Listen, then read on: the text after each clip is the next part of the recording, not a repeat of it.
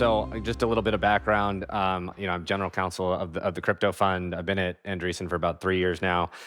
Before that, I was a partner at Latham and Watkins, which is one of the biggest law firms in the world, where I had been for about 12 years or so. Mostly working in capital markets and securities laws, and then working with a lot of startups. I started working in crypto about 7 years ago, and started out representing Consensus. Then worked a lot with Paradigm, most of the biggest VCs in the space. And then over the course of the last 7 years, have basically worked with most of the largest projects in the space. As a result of that, have kind of spent a lot of time working with founders on kind of understanding the risks that they face, and how to mitigate some of the regulatory risk that's inherent with their projects. So I'm going to do something a little bit different today, compared to kind of normally what I do with founders. Right, is deal with specific problems that they're facing, and how to kind of mitigate the risks of those challenges. Instead of kind of going through like a laundry list of laws and how they apply to crypto, I'm really going to try and give you a kind of sense of what the first principles of regulation are, why they apply to the space, and why there's kind of an inherent conflict between crypto and regulation, and how you can kind of assess that. So this framework I'm going to call the entrepreneur, the profiteer, and the racketeer. Obviously, we all want you to be entrepreneurs and not fall into one of the latter categories. And so I'm going to kind of give you a sense of how we kind of view this, what the journey looks like, and kind of how to think about regulatory risk and how that should help you on your entrepreneurship journey. Obviously, as startup founders, you guys are all inherently aware that starting a company involves a lot of risk. That is the nature of the business, and there are.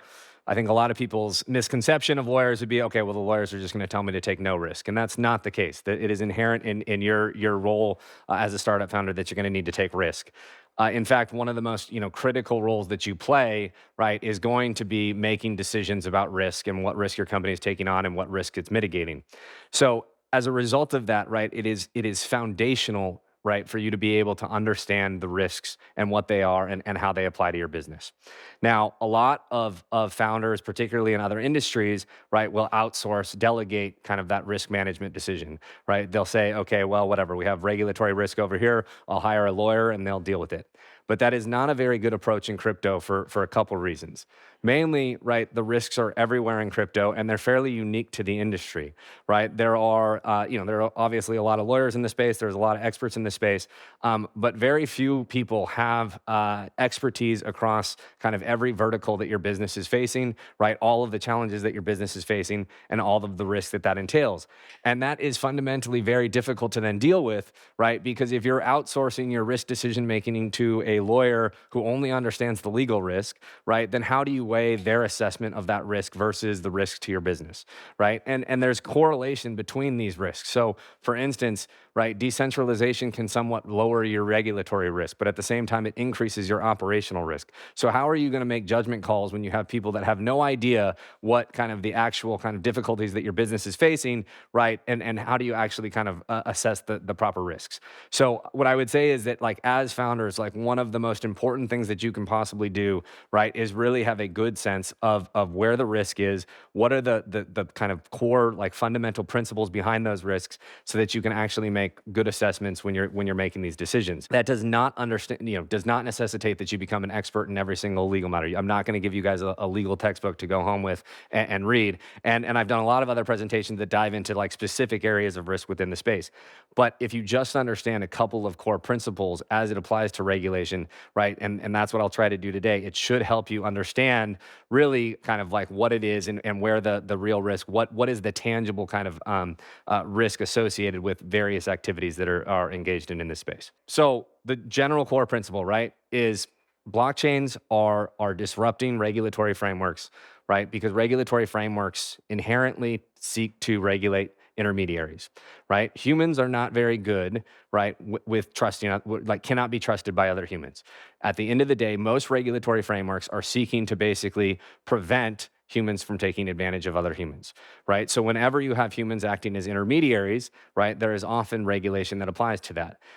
The core of human nature is that like it's very difficult to get people to act in others' interest over their own self-interest. As a result of that, we have regulation that applies across securities laws, money transmission, all sorts of things. So there's an inherent tension that results, right, by the fact that blockchains remove the need for intermediaries in a lot of ways and open up possibilities of peer-to-peer. So just to give you like a quick example, if I wanted to go buy a share of Apple stock tomorrow, right, I could go on to Vanguard, I could put in the website, I could put in an order to buy some Apple stock. That order would then go to a stockbroker who would then execute the trade in accordance with a bunch of regulations, and I'd end up with my Apple stock. I am inherently trusting that person to get me the right price, execute the trade in the right way, and not to steal my money, right? Now, if I want to go buy some Ethereum on Uniswap, I don't have to trust anyone, right? I can just go execute the order myself. It all happens in accordance with the code, and I'm not trusting anyone. So as a result of that, right, you can see that the need for the regulation that applies to intermediaries in the case of like a stockbroker doesn't really apply in the context of a DEX, right? So that's a great thing, right? As Chris has said, right, can't be evil is much better than don't be evil, right? If you can actually guarantee, right, remove all need for trust in a system, that is a much better situation than having regulation, which can only ever seek to incentivize compliance and people acting trusted, right? But it can never guarantee that outcome, whereas code can. Now, what that inherently does, though, right, is this raises a new question because this is all fairly new. If you remove intermediaries from these systems, right, you introduce a lot of uncertainty because there aren't clear lines drawn, right, as to when you've effectively removed sufficient kind of intermediaries, right, to then warrant no regulation applying. So where is the line of what actually constitutes disintermediation, decentralization, right? When have you actually removed the risks, right, that the regulation was intended to address? And until you kind of, and because there's no clear lines of that stuff, right, you have a lot of people in this space that are, will basically attest, oh, well, like, sure, we're decentralized, we're disintermediated, all of these things, but in actuality, all of the risks that are inherent in a trusted system are still available or still prevalent in their system. So how can you kind of make sense of what the regulatory risk is? So this is the framework that I would propose, right? The entrepreneur, the profiteer, and the racketeer. Entrepreneurs are people that are building innovative products, right, that are pushing the boundaries of regulations, right, but are mitigating the risks that those regulations are intended to address.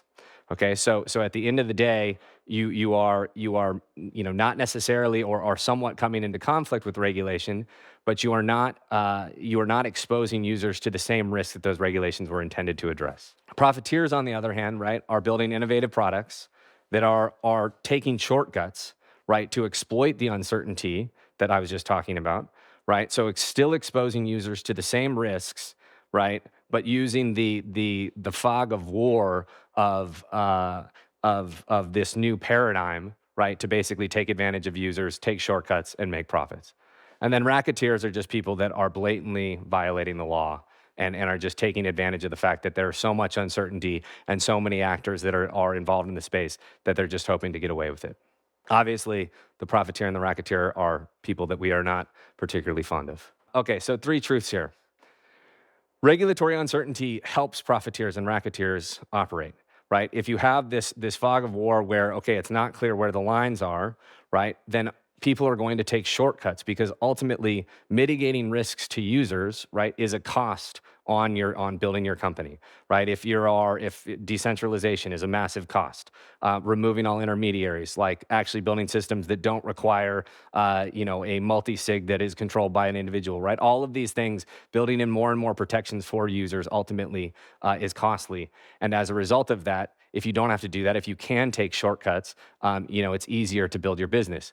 So regulatory uncertainty, right, the current dynamic that we have right now in this space actually helps profiteers and racketeers. And that consequently actually hurts entrepreneurs and consumers, right? If you have a competitor, right, that is taking shortcuts on user safety, and is basically just ignoring regulatory compliance concerns, right? They're going to be able to move faster than you. They're going to be more efficient than you. So just think of like a company that is inherently decentralized versus one, or a system that's inherently decentralized versus one that is totally centralized. Ethereum versus an L1 that is just completely controlled by an individual company, right? Ethereum's obviously going to move slower because it has to get consensus for everything that it kind of moves forward on.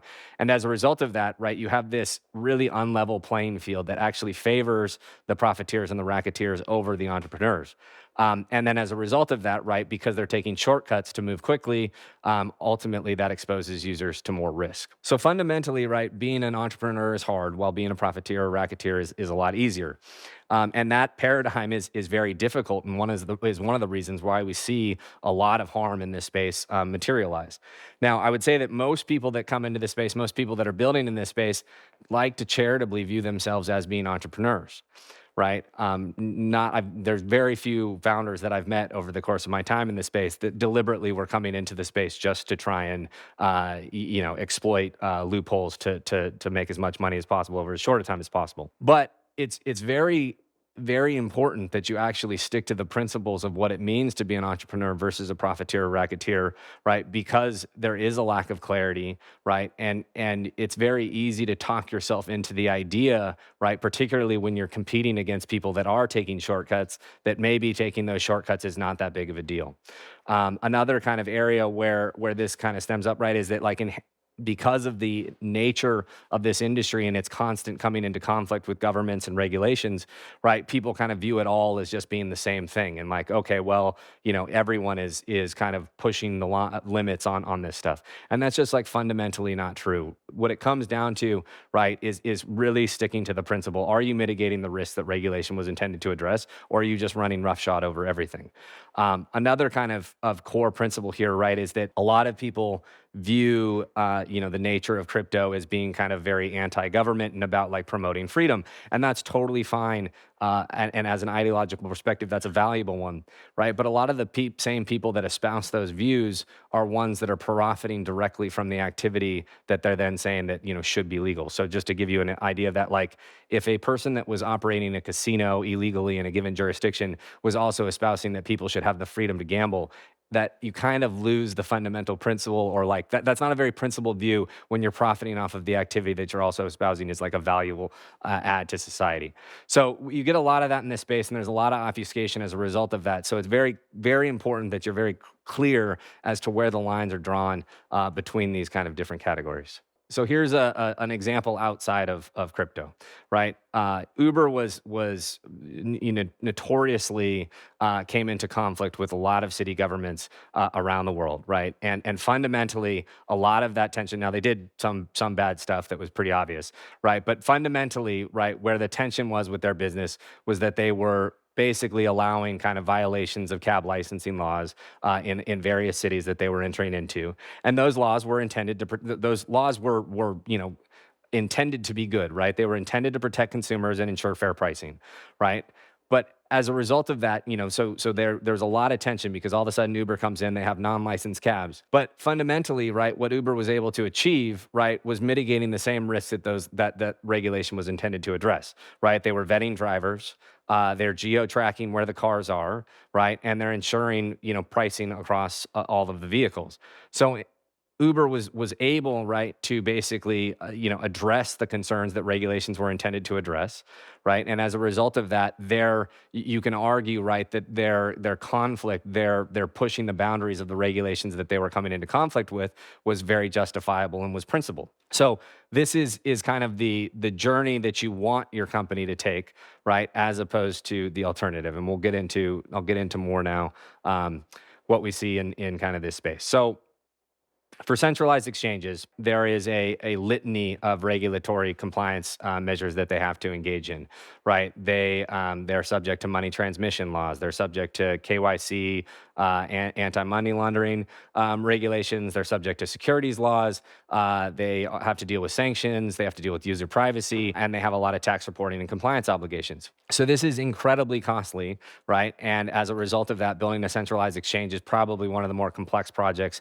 that you can do in this space, and that is for good reason, right? It is an inherently a very, very trusted role that you are playing when you act as a centralized exchange. You are taking users' money, and you could abscond away with those funds at any point, right? You can expose them to a litany of different risks based on kind of how you operate their business, your business, and so as a result of that, right? Like it is these should be the most regulated entities in the space. Profiteers, right, that are building centralized exchanges are going to skip a lot of those steps, right? They'll take shortcuts on regulatory compliance because regulatory compliance is ultimately very expensive.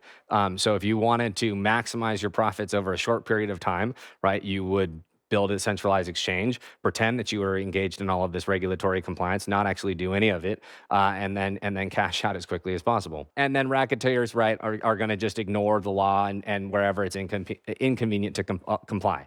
And so, if we look at these three, like the clear, the best example of this, like dichotomy between these, right, is Coinbase versus FTX. So, for the time that FTX kind of burst onto the stage, there was a lot of consternation in Coinbase's boardroom because they were spending an inordinate amount of money on regulatory compliance stuff, and they themselves were questioning whether or not that those efforts were worth it. At the end of the day, they had spent a ton of money, right? And now a new upstart has come along and is running circles around them, listing more assets and more assets every day. Users are going over there, and so they're losing market share, and they're just getting absolutely crushed.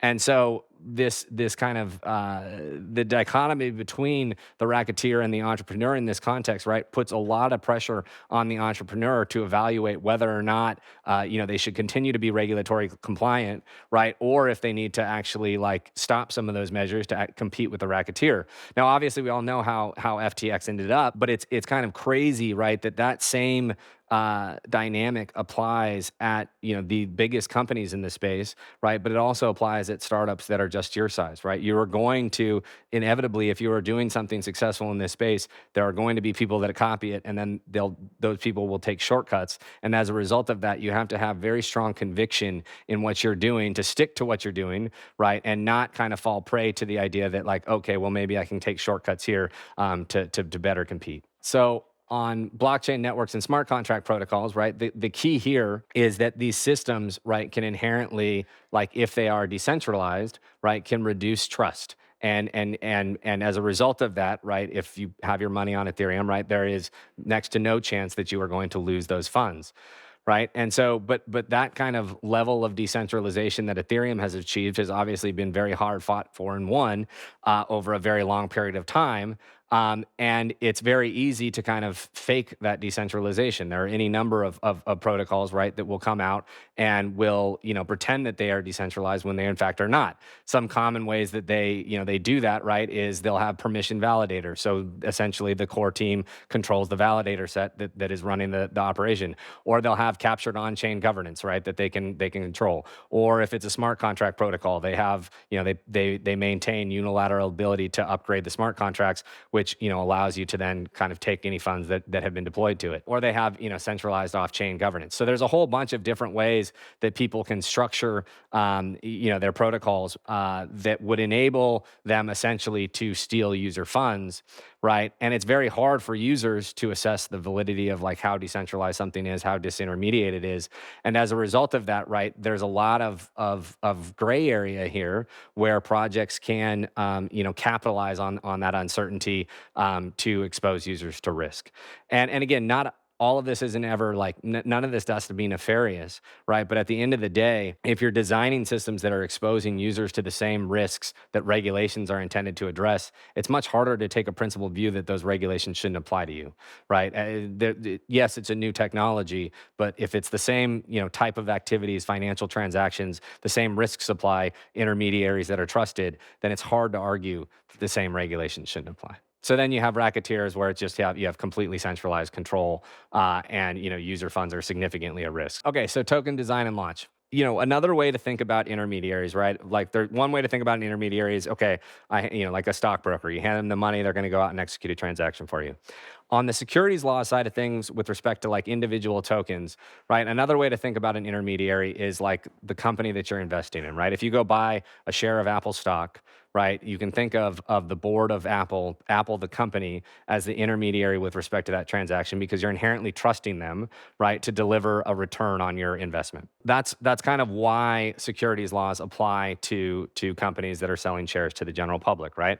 And really, what those laws are meant to do is they're designed to mitigate two risks, right? That trust that you're putting in the management team, and then also to ensure that there is no information asymmetry out there. So what that means is that the market can generally function with respect to those assets, and that people are not kind of using inside information to manipulate the market and to basically gain a profit. So it's basically it's protecting you from intermediaries, but then also from third parties who might have information asymmetries, more information than other people, and that it might act on it to treat you unfairly in the market. Inherently, right, that is what we're trying to avoid in crypto. And with respect to digital assets, right, the argument is that like a digital asset that relates to a network or protocol, right, does not have the same risks associated with it that a share of a stock does.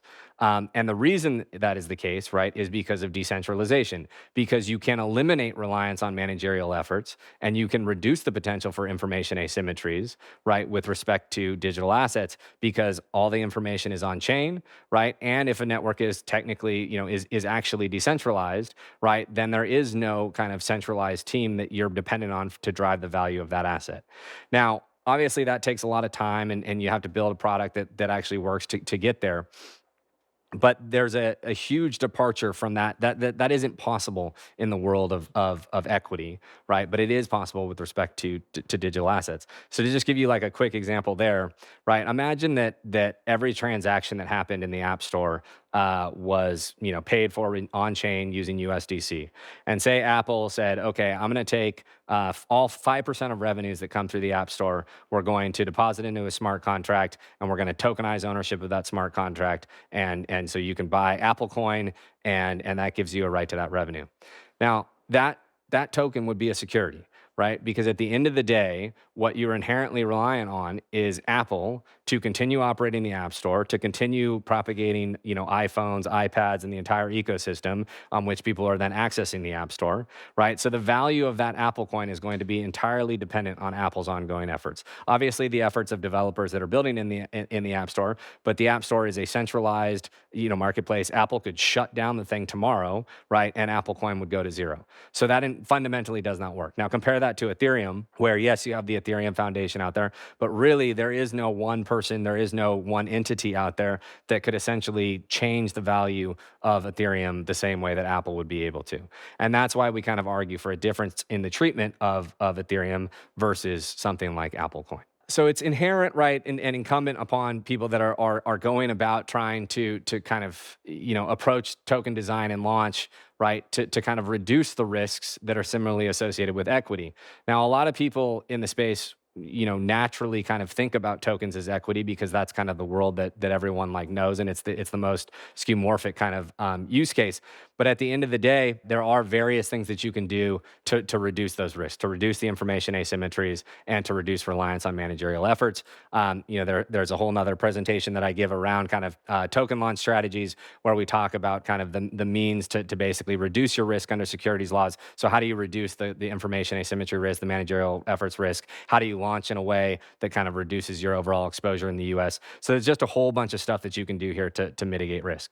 Now, the most kind of common instance of profiteering in this space, right, comes with respect to token launches and token design, right? Where you will see people, the most prevalent and common behavior in this space are get rich quick schemes that involve token launches, right? So you'll see a project launch, typically around some type of new speculative behavior, right?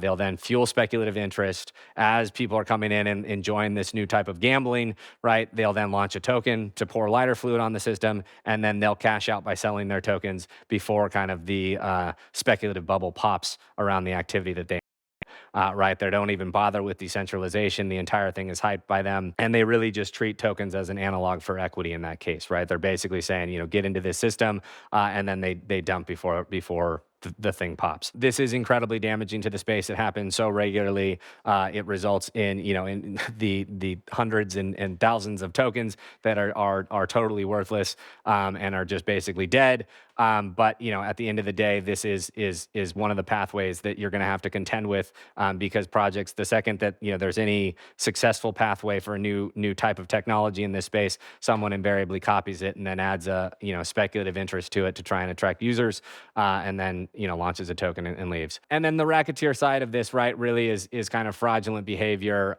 really encouraging, like not even doing, pretending decentralization exists, right, really kind of encouraging reliance on managerial efforts, and really kind of framing this as like an investment, right? This would be your ICOs, right, where people are like, look, in 2017 there were companies that were coming to me that were saying like, we're going to use blockchain to revolutionize space travel. It's like absolutely ridiculous, right? Like, and at the end of the day, this is I mean, it's even a step removed from the profiteering, which is obviously very prevalent. I think every 2 years in this space, there's like a new social token type scheme, right? Where, invest in, influencers or whatever. And like the entire system is just designed to create a new speculative bubble, new type of gambling that is enabled.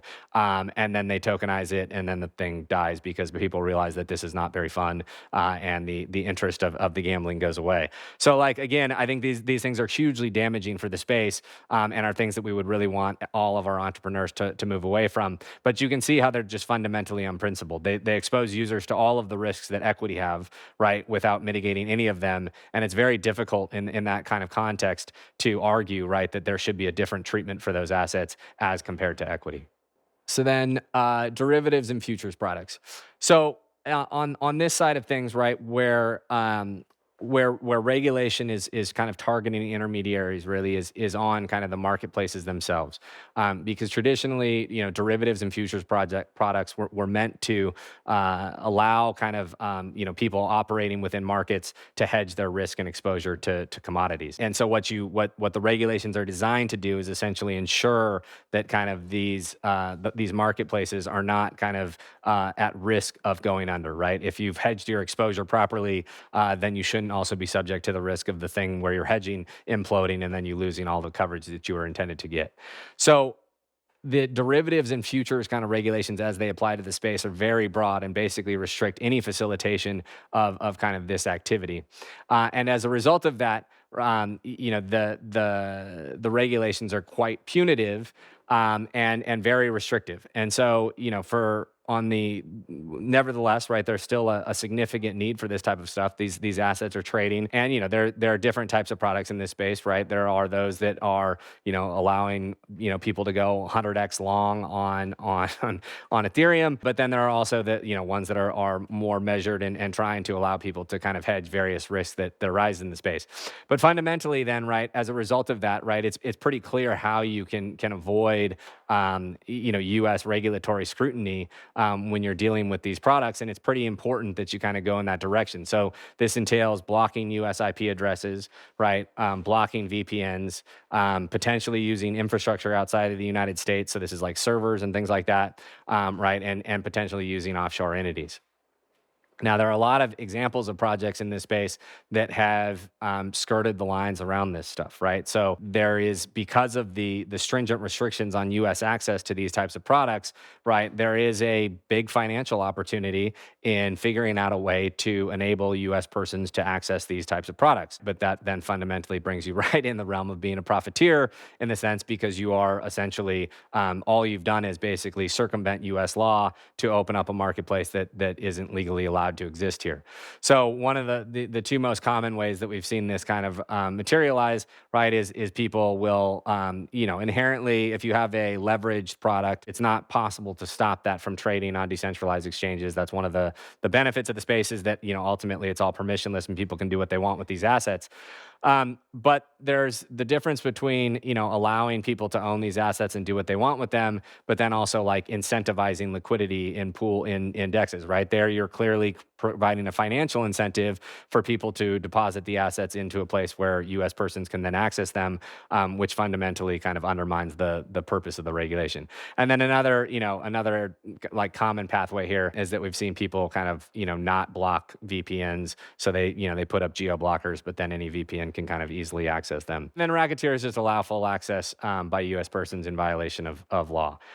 That's a pretty dangerous one to mess with. A lot of the stuff in this space, right, ends up being, civil liability, which means, you can pay like monetary penalties and stuff like that. But on the derivatives and futures product side, if you actually operate one of these markets illegally, you're technically required to register as what is called a DCM, a derivatives commodities market, and they're required to comply with the BSA, which is a more scary regulation where if you don't comply with that, you can actually go to jail. So this one is a little bit more, a little bit more scary. So then corporate structure. So another area where all of this comes up that is quite complicated result is corporate structure. Now, your typical startup in any other industry, you create a C corp, right, and then you build your product. If things go well, you have an M&A event or you have an IPO, and you never really need to worry about corporate structure all that much.